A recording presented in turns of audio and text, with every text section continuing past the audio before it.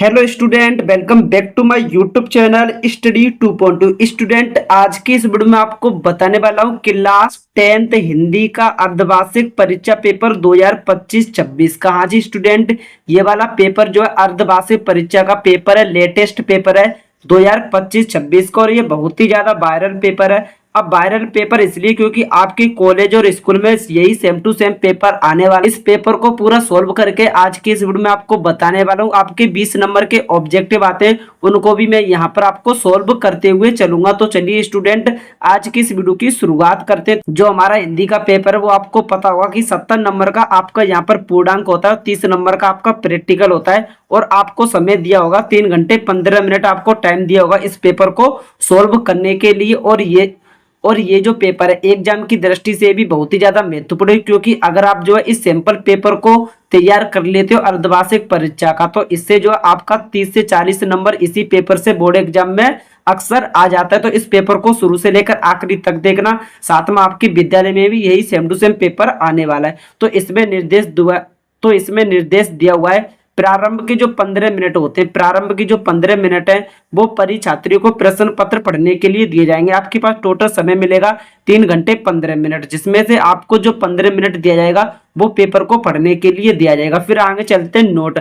अब नोट में यहाँ पर आपको कुछ पॉइंट दिख जाएंगे। तो पहला पॉइंट है सभी प्रश्न करना अनिवार्य, जितने भी क्वेश्चन पेपर में दिए जाते हैं सभी को आपको सोल्व करना जरूरी है। जो हमारा प्रश्न पत्र है वो 2 खंडों में विभाजित है, खंड आ में विभाजित और खंड बा में विभाजित है।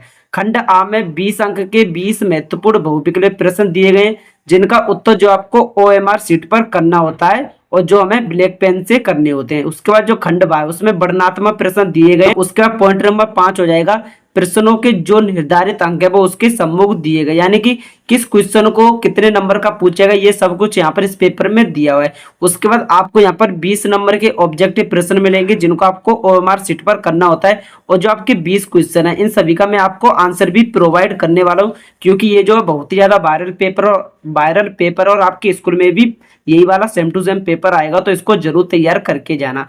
तो अब चलते हैं क्वेश्चन नंबर 1 की तरफ। अब हमारा यहाँ पर क्वेश्चन नंबर 1 हो जाएगा, जहाज का पंछी किसकी कृति है। जो जहाज का पंछी है वो किसका कृति है। आपके पास यहाँ पर 4 ऑप्शन दिए होंगे, इनमें से आपको कोई एक ऑप्शन सही करना होता है, जिसका उत्तर जो आपको OMR शीट पर देना होता है। और OMR शीट कैसे भरी जाती है, अगर आपको इसके ऊपर वीडियो चाहिए तो प्रॉपर वीडियो बना दूंगा, कमेंट कर सकते। तो जो हमारा जहाज का पंछी है वो किसकी कृति हो जाएगी, इलाचंद्र जोशी की। ऑप्शन नंबर सी जो है बिल्कुल करेक्ट आंसर हो जाएगा। प्रत्येक प्रश्न इंपॉर्टेंट है, यही सेम टू सेम पेपर आएगा, सभी क्वेश्चन को जरूर तैयार करके जाना। उसके बाद अब चलते हैं क्वेश्चन नंबर 2 की तरफ। क्वेश्चन नंबर 2 हो जाएगा आचार्य रामचंद्र शुक्ल की कहानी है। तो आचार्य रामचंद्र शुक्ल की कहानी हो जाएगी 11 वर्ष का समय जो है आचार्य रामचंद्र शुक्ल की कहानी हो जाएगी। ऑप्शन नंबर सी जो है बिल्कुल करेक्ट आंसर हो जाएगा। उसके बाद अब चलते हैं क्वेश्चन नंबर 3 की तरफ। अब हमारा क्वेश्चन नंबर 3 है, हमारा छायावादोत्तर युग का प्रारंभ माना जाता है। जो हमारा छायावादोत्तर युग है उसका प्रारंभ कब से माना जाता है। तो छायावादोत्तर युग का प्रारंभ माना जाता है सन 1936 से माना जाता है। ऑप्शन नंबर सी जो है बिल्कुल करेक्ट आंसर हो जाएगा। उसके बाद अब चलते हैं क्वेश्चन नंबर 4 की तरफ। क्वेश्चन नंबर 4 हो जाएगा हमारा यहाँ पर नीड का निर्माण किस विधा की रचना है। जो हमारा नीड का निर्माण है वो आत्मकथा विधा की रचना। उसके बाद अब चलते हैं क्वेश्चन नंबर 5 की तरफ। क्वेश्चन नंबर 5 है हमारा रिपोर्टाज लिखने का प्रारंभ किस युग में हुआ। रिपोर्टाज लिखने का प्रारंभ कौन से युग में हुआ। तो जो रिपोर्टाज है इसका लिखने का प्रारंभ हुआ था छायावादोत्तर युग में। ऑप्शन नंबर डी जो हमारा बिल्कुल करेक्ट आंसर हो जाएगा। उसके बाद अब चलते हैं क्वेश्चन नंबर 6 की तरफ। क्वेश्चन नंबर 6 हो जाएगा हमारा यहाँ पर निम्नलिखित में से कौन सी कृति रीति काल में लिखी गई है। साकेत, विनय पत्रिका, बिहारी सतसई, पृथ्वीराज रासो। तो जो रीति काल में कृति लिखी गई है वो लिखी गई है Bihari Satsai. Option number C जो हमारा बिल्कुल सही आंसर हो जाएगा। उसके बाद अब चलते हैं क्वेश्चन नंबर 7 की तरफ। क्वेश्चन नंबर हमारा 7 हो जाएगा क्वेश्चन नंबर 7 हो जाएगा खड़ी बोली का प्रथम महाकाव्य। खड़ी बोली का प्रथम महाकाव्य होता है प्रिय प्रवास। ऑप्शन नंबर बी जो बिल्कुल करेक्ट आंसर हो जाएगा। खड़ी बोली का प्रथम महाकाव्य प्रिय प्रवास को माना जाता है। उसके बाद अब चलते हैं क्वेश्चन नंबर 8 की तरफ। क्वेश्चन नंबर 8 हो जाएगा हमारा यहाँ पर जायसी का पद्माकर किस भाषा में लिखा गया। जो जायसी का पद्मावत है वो किस भाषा में लिखा गया है, वो अवधी भाषा में लिखा गया है। ऑप्शन नंबर ए जो है बिल्कुल हमारा करेक्ट आंसर हो जाएगा। उसके बाद अब चलते हैं क्वेश्चन नंबर 9 की तरफ। क्वेश्चन नंबर 9 हो जाएगा तार सप्तक का प्रकाशित वर्ष है, तो तार सप्तक का प्रकाशित वर्ष हो जाएगा सन 1943। ऑप्शन नंबर बी जो है बिल्कुल करेक्ट आंसर हो जाएगा। जितने भी क्वेश्चन है सभी का स्क्रीनशॉट कर लेना, क्योंकि सेम टू सेम यही वाला पेपर आएगा। बहुत ही ज्यादा वायरल पेपर है, आपके स्कूल और कॉलेज में भी आपको यही देखने के लिए मिलेगा। उसके बाद स्टूडेंट अब चलते हैं क्वेश्चन नंबर 10 की तरफ। अब हमारा यहाँ पर क्वेश्चन नंबर हो जाएगा 10। तुलसीदास किस काल के कवि थे? जो तुलसीदास थे वो किस काल के कवि थे? तुलसीदास भक्ति काल के कवि थे। ऑप्शन नंबर बी जो हमारा बिल्कुल करेक्ट आंसर हो जाएगा। उसके बाद अब चलते हैं क्वेश्चन नंबर 11 की तरफ। क्वेश्चन नंबर 11 हो जाएगा हास्य रस में विनोद का भाव क्या देखकर जागृत होता है? मैंने आपको हास्य रस का डेफिनेशन बताया था कि किसी व्यक्ति की वेशभूषा, रंग, आकार आदि को देखकर जो भावनाएं उत्पन्न होती है उसको हास्य रस कहते हैं। तो किसी की वेशभूषा, ऑप्शन नंबर बी जो हमारा बिल्कुल करेक्ट आंसर हो जाएगा। उसके बाद अब चलते हैं क्वेश्चन नंबर 12 की तरफ। क्वेश्चन नंबर 12 हो जाएगा हरिपद कोमल कमल से पद में कौन सा अलंकार? जो कोमल कमल है उसमें कौन सा अलंकार है? उपमा अलंकार है। ऑप्शन नंबर बी जो है बिल्कुल सही आंसर हो जाएगा। उसके बाद अब चलते हैं क्वेश्चन नंबर 13 की तरफ। क्वेश्चन नंबर 13 हो जाएगा दोहा छंद का विपरीत शब्द है। तो जो हमारा दोहा होता है उसका विपरीत शब्द क्या होता है? सोरठा। जो हमारी दोहा की डेफिनेशन होती है उसकी उल्टी होती है सोरठा की। तो दोहा का उल्टा क्या होता है? सोरठा। ऑप्शन नंबर ए जो है बिल्कुल करेक्ट आंसर हो जाएगा। उसके बाद अब क्वेश्चन नंबर 14। क्वेश्चन नंबर 14 है अनपढ़ में मूल शब्द है। इसका आंसर मैं आपको नहीं बता रहा हूं, आपको कमेंट बॉक्स में बताना है। उसके बाद अब चलते हैं क्वेश्चन नंबर 15 की तरफ। क्वेश्चन नंबर 15 हो जाएगा महत्व शब्द में त्व प्रत्यय लगाकर शब्द बनता है। महत्व जो शब्द है उसमें त्व प्रत्यय लगाकर कौन सा शब्द बनता है? इसका भी उत्तर आपको ओएमआर शीट पर देना है, क्योंकि इन दोनों के उत्तर तो मैं आपको बता दूंगा कमेंट बॉक्स में। मैं भी तो देखूं कि जो मैं आपको बता रहा हूँ कितने क्वेश्चन आपको तैयार है। उसके बाद अब चलते हैं क्वेश्चन नंबर 16 की तरफ। क्वेश्चन नंबर 16 हो जाएगा विभक्तियों का लोभ होता है। विभक्तियों का लोभ होता है तो किसमें होता है? तत्पुरुष समास में होता है। ऑप्शन नंबर बी जो हमारा बिल्कुल सही आंसर हो जाएगा। उसके बाद अब चलते हैं क्वेश्चन नंबर 17 की तरफ। क्वेश्चन नंबर 17 हो जाएगा धरती का पर्यायवाची है। धरती का पर्यायवाची शब्द कौन सा हो जाएगा? अचला। ऑप्शन नंबर डी जो है बिल्कुल सही आंसर हो जाएगा। उसके बाद अब चलते हैं क्वेश्चन नंबर 18 की तरफ। क्वेश्चन नंबर 18 हमारा व्यवधान का संधि विच्छेद है। तो व्यवधान का संधि विच्छेद क्या हो जाएगा? वी प्लस अवधान। ऑप्शन नंबर ए जो है बिल्कुल करेक्ट आंसर हो जाएगा। उसके बाद अब चलते हैं क्वेश्चन नंबर 19 की तरफ। क्वेश्चन नंबर 19 है क्वेश्चन नंबर 19 हमारा तिरत्या एक वचन नदी का रूप है। तो जो तिरत्या एक वचन नदी का रूप हो जाएगा नदी भी। ऑप्शन नंबर जो हमारा डी है बिल्कुल करेक्ट आंसर हो जाएगा। उसके बाद अब चलते हैं क्वेश्चन नंबर 20 की तरफ। क्वेश्चन नंबर 20 हो जाएगा विधिलिड मध्यम पुरुष एक वचन का रूप है। इसका आंसर आपको कमेंट बॉक्स में बताना है। जो भी आंसर सही बताएगा उसका मैं कमेंट पिन कर दूंगा। इस तरीके से जो है आपके 20 नंबर के 20 ऑब्जेक्टिव आएंगे, जिनके उत्तर जो आपको ओएमआर शीट पर देना होता है। और 20 मैंने आपको बता दिए, एक या दो नहीं बताया है, जिनके उत्तर जो आपको कमेंट बॉक्स में दिख जाएंगे। आप कमेंट करना कि जो हमारा मैंने आपको बताया था कि 14 और 15 इनका उत्तर क्या होगा, साथ में 20 का भी आपको उत्तर बताना है। जिनका भी उत्तर सही होगा उसका कमेंट जो है मैं पिन कर दूंगा। उसके बाद आपसे पूछे जाएंगे फिर खंड बा हमारा स्टार्ट होगा, जिसमें होता है हमारा वर्णनात्मक प्रश्न। अब जो इसमें जो है 6 नंबर का गद्यांश पूछा जाता है और 6 नंबर का पद्यांश पूछा जाता है। तो आपको जो है 2 गद्यांश देखने के लिए मिलेंगे, जिनमें से आपको सिर्फ एक गद्यांश सोल्व करना होगा। तो हमारा प्रश्नोत्तर संख्या 21 में हमारा एक गद्यांश है जो हमारा 6 नंबर का है। 3 प्रश्न पूछे जाते हैं, प्रत्येक जो प्रश्न होता है वो 2 नंबर का होता है। एक गद्यांश हमारा ये रहा और साथ में एक गद्यांश पूछा जाता है अथवा लगकर, जिसमें से आपको 2 में से कोई एक सोल्व करना होता है। जो भी आप पर आ रहा है आप उसको सोल्व कर सकते हो। तो दूसरा हमारा गद्यांश हो जाएगा ये वाला। तो इस तरीके से हमारा यहाँ पर एक गद्यांश पूछा जाएगा 6 नंबर का। आपको एग्जाम में 2 दिए होंगे, कोई एक आपको सोल्व करना होगा। जब आपका बोर्ड का पेपर होगा उसमें भी आपको 2 देखने के लिए मिलेंगे, कोई आपको एक ही सोल्व करना है। उसके बाद अब चलते हैं क्वेश्चन नंबर 22 की तरफ। क्वेश्चन नंबर हमारा 22 है। उससे पहले आप इस गद्यांश का स्क्रीनशॉट क्लिक कर लो, क्योंकि इसको सोल्व करने का मैंने पूरा तरीका बता रखा है। कोई ऐसा गद्यांश आ जाता है जिससे हम पढ़ के भी नहीं गए बोर्ड एग्जाम में, और वो बोर्ड एग्जाम में आ जाए तो उसको कैसे लिखते हैं उसका जो वीडियो का लिंक है आपको इसी वीडियो के डिस्क्रिप्शन में मिल जाएगा, कि आप बिना पढ़े हुए गद्यांश और पद्यांश को कैसे हल कर सकते हो। इसका स्क्रीनशॉट क्लिक कर लेना, क्योंकि बहुत ही ज्यादा वायरल पेपर है, आपके स्कूल में भी यही आपको देखने के लिए मिलेगा। फिर आपको आगे इसका भी यहाँ पर स्क्रीनशॉट क्लिक कर लेना है। फिर चलते हैं क्वेश्चन नंबर 22 की तरफ। अब हमारा यहाँ पर क्वेश्चन नंबर 22 हो जाएगा, निम्नलिखित पद्यांश पर आधारित प्रश्नों का उत्तर दीजिए। अब जो पद्यांश है हमारे यहाँ पर 6 नंबर का पद्यांश आता है, 6 नंबर का गद्यांश आता है। अब यहाँ पर भी आपको 3 प्रश्न दिए होंगे, प्रत्येक प्रश्न जो है 2 नंबर का होगा और इस तरीके से 6 नंबर का पद्यांश हो जाएगा। तो हमारा पद्यांश है यहाँ पर, निर्गुण कौन देश को वासी, मधुकर कही समझाऊ सोहो दे बुझती सांच ना हंसी। इस तरीके से आपको यहाँ पर पद्यांश दिया होगा। प्रत्येक जो हमारा पद्यांश है वो 6 नंबर का होगा। इसमें भी आपको 2 गद्यांश मिलेंगे और 2 में से जो है कोई आपको सिर्फ एक सोल्व करना होगा। जो भी आप पर आ रहा है आप उसको सोल्व कर सकते हो।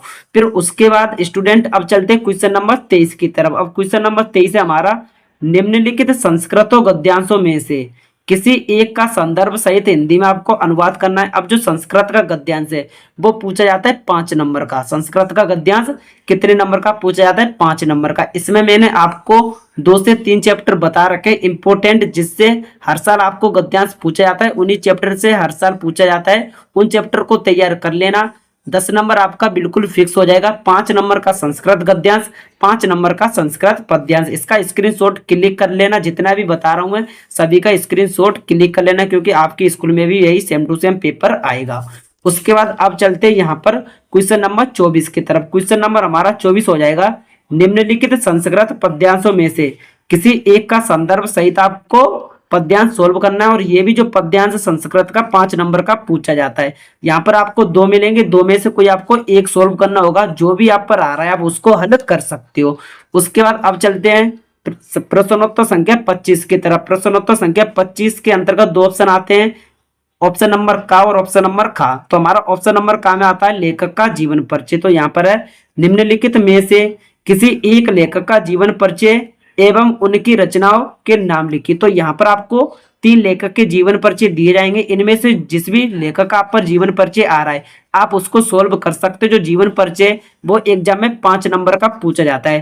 पहला जीवन परिचय हो जाएगा आचार्य रामचंद्र शुक्ल, दूसरा हो जाएगा जयशंकर प्रसाद, तीसरा हो जाएगा डॉक्टर राजेंद्र प्रसाद। इन 3 में से जो भी आप पर आ रहा है आप उसको लिख सकते हो।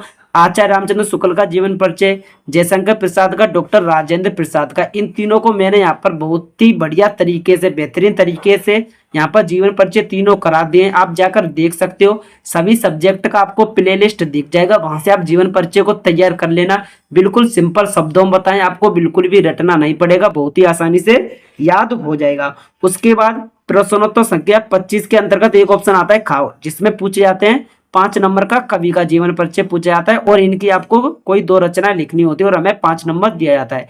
तो इसमें निम्नलिखित कवियों में से किसी एक कवि का जीवन परिचय देते हुए उनकी 2 प्रमुख कृतियों का आपको उल्लेख करना है। इसमें पहला हमारा यहाँ पर कवि का जीवन परिचय हो जाएगा तुलसीदास का, दूसरा हो जाएगा राम नरेश त्रिपाठी का, तीसरा हो जाएगा मैथिली शरण गुप्त।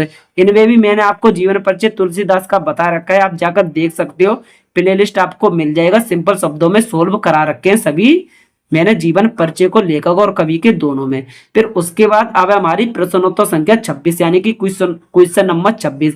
इसमें हमारा है, अपनी पाठ्य पुस्तक से कटस्थ किया हुआ कोई आपको एक श्लोक लिखना है जो इस प्रश्न पत्र में ना दिया हो। अब यहाँ पर आपको श्लोक लिखना है, जो श्लोक है वो बोर्ड एग्जाम में 2 नंबर का पूछा जाता है। मैं आपको यहाँ पर 5 ऐसे श्लोक बता दूंगा, बस आप उन श्लोक को तैयार करके चले जाना, आपका 2 नंबर जो है बिल्कुल फिक्स हो जाएगा। उसके बाद अब चलते हैं क्वेश्चन नंबर 27 की तरफ। क्वेश्चन नंबर 27 हमारा, निम्नलिखित में से किन्हीं 2 की प्रश्न जो आपको संस्कृत में करने होते हैं, यानी कि आपको 2 प्रश्नों का उत्तर जो है संस्कृत में देना होगा। प्रत्येक प्रश्न जो है 1 नंबर का होगा, 2 प्रश्न होंगे 2 नंबर का। तो पहला है हमारा, बाराडस्या गे गे की गोते वीर केन पूजिते ग्रामीडान का उपासद। इस तरीके से आपको 4 प्रश्न दिए होंगे, कोई आपको 2 हल करने, जो भी आप पर आ रहा है उसको सोल्व कर सकते हो। उसके बाद फिर चलते हैं क्वेश्चन नंबर 28 की तरफ। क्वेश्चन नंबर 28 है, निम्नलिखित में से किन्हीं 2 वाक्यों का संस्कृत में आपको यहाँ पर अनुवाद करना है और यहाँ पर भी आपको 4 मिलेंगे, 4 में से 2 आपको सोल्व करना है, जो भी आप पर आ रहा है आप उसको हल कर सकते हो। उसके बाद अब चलते हैं प्रश्नोत्तर संख्या 29 की तरफ। प्रश्नोत्तर संख्या 29 है हमारी, अपने पठित खंड काव्य के आधार पर उसकी कथा वस्तु संक्षेप में लिखिए। अब यहाँ पर खंड काव्य वो होता है, खंड काव्य वो होता है जहां पर भी आप रहते हो और आपके जिले में कौन सा खंड काव्य पूछा जाता है आप उसको अपने अकॉर्डिंग लिख सकते हो। आप कॉलेज में जाना और अपने हिंदी के टीचर आप कॉलेज में जाना और अपने हिंदी के क्लास टीचर से पूछना कि हमारे जिले में कौन सा खंड काव्य पूछा जाता है, आप उसको यहाँ पर लिख सकते हो। और यहाँ पर भी आपको दो तरीके से पूछा जाएगा, जिस भी तरीके से आप पर आ रहा है आप उस तरीके से लिख सकते हो। दूसरा पूछा गया है, अपने पठित खंड काव्य के आधार पर नायक नायिका के चरित्र का आपको मूल्यांकन करना है। और ये जो हमारा खंड काव्य 3 नंबर का बोर्ड एग्जाम में पूछा जाता है। उसके बाद क्वेश्चन नंबर 30 और आखिरी क्वेश्चन है, निम्नलिखित में से किसी एक विषय पर आपको निबंध लिखना है। जो निबंध है वो यहाँ पर 9 नंबर का पूछा जाता है अर्धवार्षिक परीक्षा में, और जो बोर्ड का पेपर होता है उसमें निबंध पूछा जाता है 7 नंबर का। अर्धवार्षिक और वार्षिक परीक्षा में पूछा जाता है 9 नंबर का। तो इसमें भी आपको 5 निबंध मिलेंगे, इनमें से कोई आपको एक निबंध करना होता है। जो भी आप पर आ रहा है आप उसको सोल्व कर सकते हो। पहला निबंध है हमारा शिक्षा में खेलकूद का स्थान, वेरी वेरी इंपॉर्टेंट निबंध है। दूसरा है प्रदूषण की समस्या और समाधान, ये ऐसा निबंध है जो हर साल पेपर में आपको देखने के लिए मिल जाएगा, हर सेट में देता है ये अक्सर। फिर उसका तीसरा है राष्ट्रीय एकता का महत्व। चौथा निबंध है मेरा प्रिय कवि। पांचवा निबंध है देश प्रेम अथवा स्वदेश प्रेम, जिसमें से जो है मैंने आपको प्रदूषण की समस्या और समाधान है इस निबंध को बहुत ही बेहतरीन तरीके से और सिंपल शब्दों में सोल्व करा रखा है। आप चैनल पर जाकर देख लेना, सभी का आपको वीडियो दिख जाएगा। तो इस तरीके से हमारा जो है हिंदी का पेपर पूरा होने वाला है। जितने भी क्वेश्चन है उन सभी को मैंने सोल्व करा रखा है। अगर इसी तरीके से आपको बोर्ड के जितने भी ऑफिशियल पेपर है जो बोर्ड द्वारा जारी किए जाते हैं, क्लास 10 के जितने भी मॉडल पेपर हैं और साथ में जो अर्धवार्षिक परीक्षा पेपर और वार्षिक पेपर है, इनको आपको यहाँ पर देखना है। और बहुत ही सिंपल तरीके से इन सभी का मैं सॉल्यूशन भी आपको कराऊंगा। अगर आप लोग कमेंट करोगे तो इस चैनल को आप सब्सक्राइब कर लेना, क्योंकि इस चैनल पर मैं आपको कंप्लीट तैयारी करवा रहा हूँ। तो स्टूडेंट आज की वीडियो में यहीं तक, मिलते हैं किसी नेक्स्ट वीडियो के साथ। फिलहाल के लिए टाटा बाय बाय, जय हिंद।